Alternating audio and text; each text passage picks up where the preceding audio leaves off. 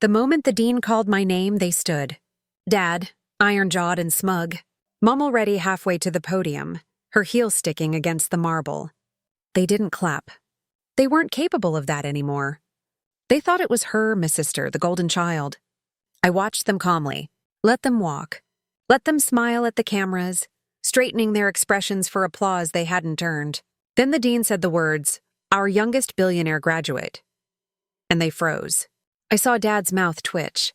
Mom's hand trembled just slightly at her side.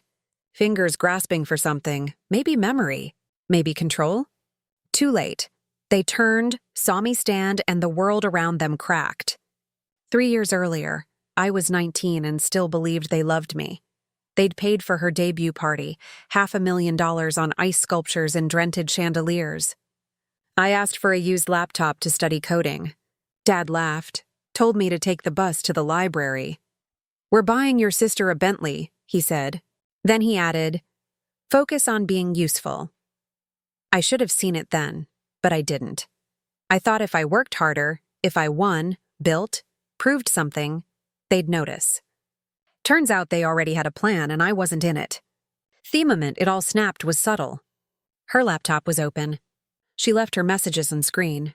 A champagne-stained night, probably forgot it was mine once. A message from Dad. "Make sure your brother doesn't find out. He's not part of the trust anymore." Another from Mom. "We told the firm it's just you. He's different." They'd taken my name off the family business filings, reassigned my shares to her, told the lawyers I was not mentally stable enough to manage wealth. They smiled through dinners, called me your little genius. They were cutting me out while asking how my finals were going. I didn't rage, didn't scream. That's what they were waiting for. I'll melt down. Something to prove them right. Instead, I studied. Not just code, people, law, finance. Silence. Silence is a weapon. It makes them underestimate you. And I let them. First move LLCs. I built startups they couldn't trace. Not flashy, just useful. Data processing, micro-lending, AI, an app for silent co-founders. Then I made them beautiful. Hired designers from Twitter threads. Recruited exiles from failed unicorns. Paid well, demanded loyalty, second move, leverage. Found the family trust's vulnerabilities, how much debt it floated to fund her fake businesses. Her fashion tech was burning $50K a week with zero revenue. I waited, watched the right creditors pile up. Then I bought their debt under a shell company. Cheap, quiet, legal. Third move, the board vote. They never saw the signatures coming.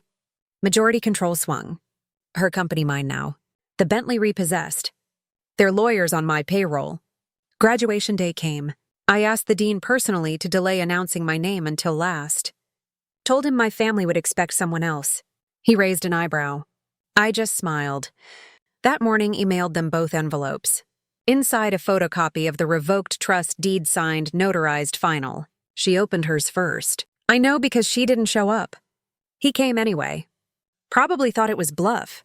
He always thought I was too quiet to be dangerous. But I don't bluff, I build.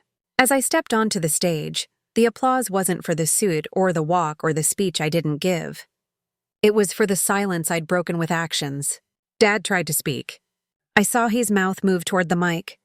The dean put a hand out. "Sir," he said coldly, "this isn't your moment." They waited for me outside. He shouted first. "What did you do?"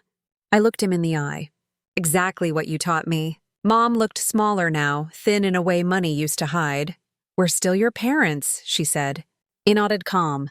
Parents don't erase their children for convenience. She stepped closer. "You'll regret this."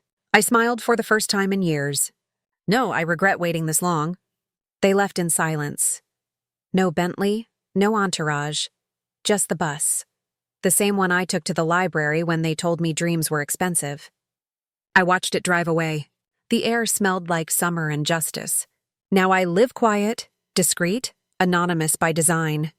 The money's not loud, but the message is. Power doesn't scream. It whispers through systems, contracts, ownership. I didn't just take back what was mine.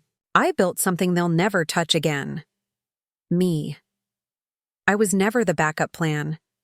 I was the blueprint.